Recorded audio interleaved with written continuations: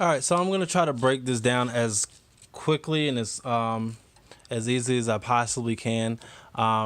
So the question is necessarily how to solder some of these LED strips. These are common LED strips that people use for whatever application they want to use them for. Actually have two different types. One is where you have the copper contacts that are pretty visible and they're pretty bare. It's really easy to solder onto these. The other one that I've seen, you can see the contacts on there, but they're actually kind of coated a little bit. I don't know if it's for aesthetics or whatever the case may be, but you can see the contacts there, but they're not necessarily as visible. So some people might have the misconception to have to scrape off that coating in order to get down to the contacts.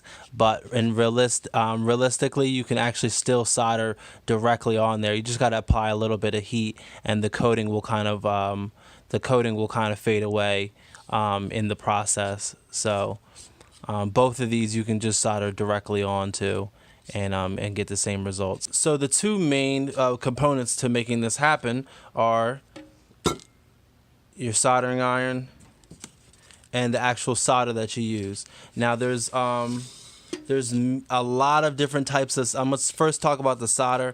There's a lot of different types of solder that you can use. They come in all different thicknesses, and there's like there's a actual. If you look on them, there's actually a ratio on there, and the ratio is basically the how much wire you have to the amount of flux that's in there. Flux actually helps the process and helps it melt a little bit faster, or it helps it burn at it helps it melt at different temperatures and whatnot. So a lot of these solders already have flux built in. The only time that I've ever had to actually use flux is actually on larger soldering applications, like if you need to use like the really thick power wires and you need to solder those. Those are the only time I've ever had to use them in automotive applications. Anything else, you guys are just probably just using the wrong solder. If you're using the really thick soldering wires, this one's about a 0.6 millimeter. So it's pretty thin, but I mean across the board, I've probably used this on every application, every car, it just works for me. The larger ones, again, they're made for larger wires. You need more flux to heat those up. They're not really great for precision precision work. So if you're using the thick ones, you're using the wrong ones. Use a lot thinner solder. And again, they all come with a little bit of a ratio of flux or whatnot. So most of the time, it'll be enough for what you need. It's really not a complicated process that I see everybody have conversations on, and it's just irrelevant for automotives. So, solder. The next thing I really want to just talk about, just to make sure people are informed, are the soldering irons. These soldering irons, there's two different types. This one I use this one is my go-to one, my Weller. But I know a lot of people, a lot of DIY guys or whatever case may be, will use these little bit cheaper the pre-wired ones or whatnot. You just plug them in and they heat up and they do the job. But the difference is with these ones versus the little bit more expensive ones, their tips aren't interchangeable really. I know some people sell like extra tips or whatever case may be, but the problem with these tips are super cheap. And what happens is if you are soldering and you're using solder that has a lot of flux in it and stuff like that, what's going to happen is you're going to actually burn into your let me see if I can zoom in here. You're actually going to burn into your tip. So you see how this tip isn't. This is after about a day. I solder a lot, and then you can see the difference. Where this one I've only had to change this out after like a couple months, after a few months or whatnot. And these ones you can this is on, so I can't really show you, but you can twist this off and you can change the tips. They have multiple different tip patterns, and they're really good. They last really long. They actually pre-tin themselves really good. I'll get into that in a little bit, but I mean this is after a day's worth of use. This is after a few months, you know. So you can see that it holds its tip, and having that precise pinpoint tip or whatnot helps you to get to small areas or whatnot. So that's the difference with the soldering irons. But needless to say, again, you can still use these ones, but it's gonna be a pain in the ass. All right, so getting into actually soldering onto these LEDs. The best thing to do is to just prep when you're doing soldering. Anything if you're not ambidextrous with your hands or whatnot, and you can't necessarily hold two things at once or whatnot, you can easily just tape it down. I just use regular painter's tape or whatever. Just tape it down so it just doesn't move on you. And then what we do is you pre-tin everything. So pre-tinning is basically just applying the solder onto both areas of where you're going to make the connection at. So you're going to make the connection at the wire. So we're going to pre-tin the wire.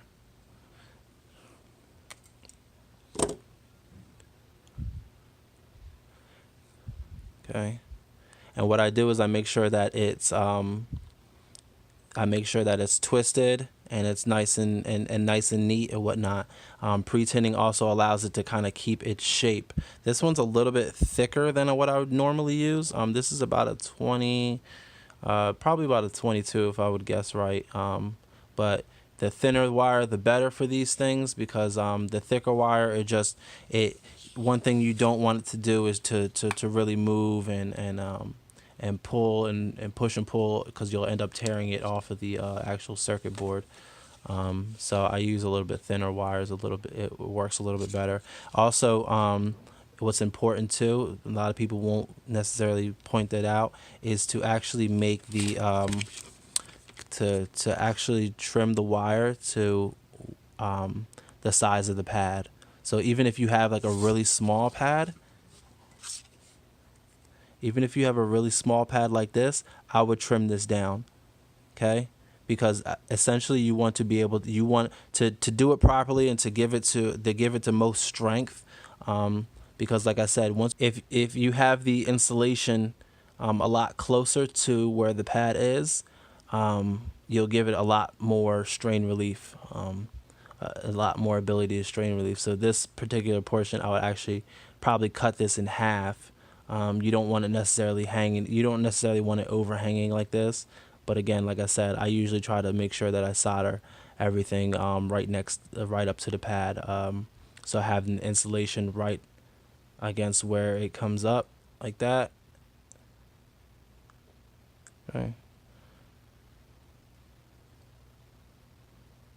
And I'll heat just a little bit of solder onto the actual wire and let it melt through the wire.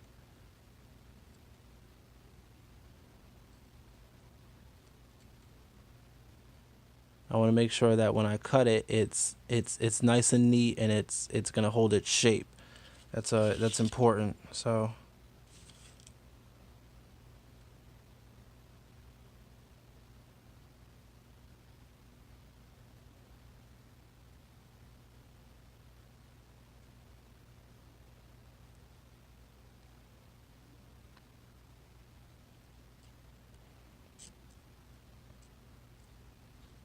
Okay, so, oh, and also one thing that is not really mentioned, and I don't think is really recognized for these. Use one of these use one of these cleaner pads if you do have them, or if you ever seen them before. Use them. It'll extend the life of your tip. So after every solder, I usually just go ahead and just give it a quick wipe, and this allows you to get the flux off of the get the flux and the solder off of your tip, so that it's not eating into your tip and ends up looking like this ugly thing. All right, so after that, we're gonna do the same. I'm gonna do the same thing on the pad.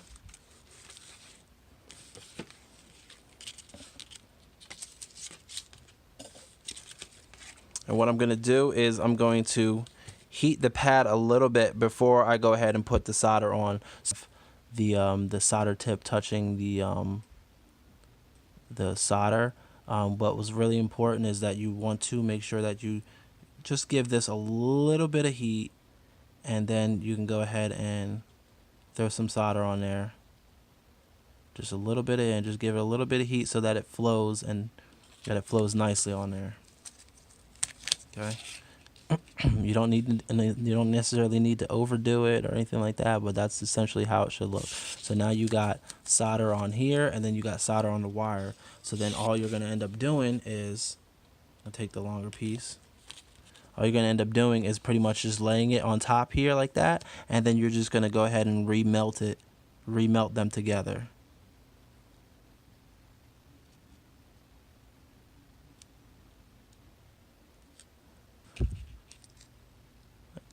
Now you look at it and you want to make sure that it's properly flowed through and that it's actually making the proper connection that it needs to make. And this is going to be pretty solid on there. It's a little bit long for my liking, but again, any strip that you use is going to be super delicate, and it's going to be super okay. Grab your solder iron, and then like I said before, once you apply heat to that little contact, it kind of just the solder kind of just goes right through it.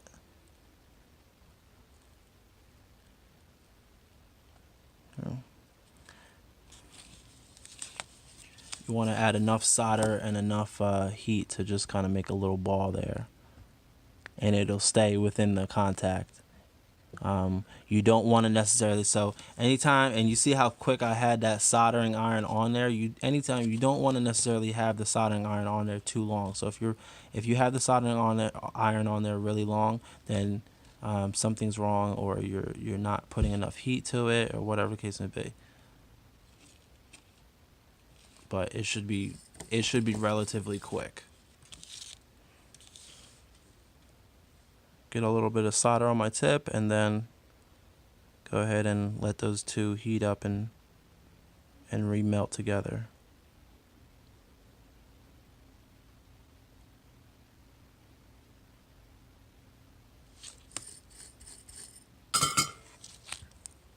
Okay, that's essentially how that goes. Now if you wanted to do something similar like this, it'd be almost the same way. See if I can show that really. So I'm gonna cut these two in half, and what I'm gonna end up doing is you gotta pre-side, so you gotta pre-tin both sides first to be able to do that. If you want to reconnect your wire strip.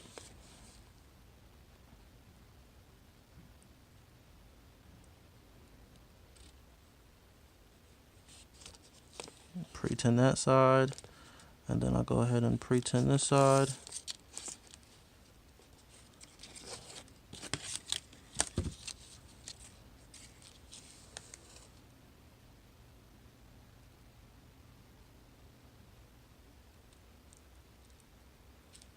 Okay.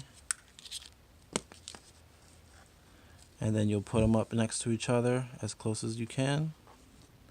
Now this part, definitely gotta tape it so I know, so it doesn't move on me.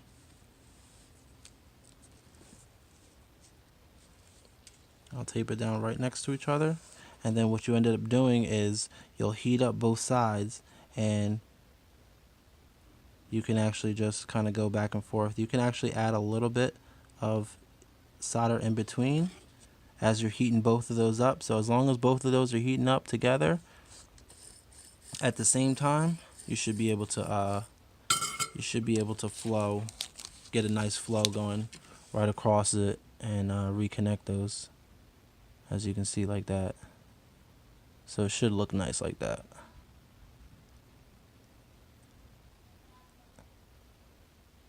So that's how you solder those things. Good luck. I gotta get back on these custom tail lights.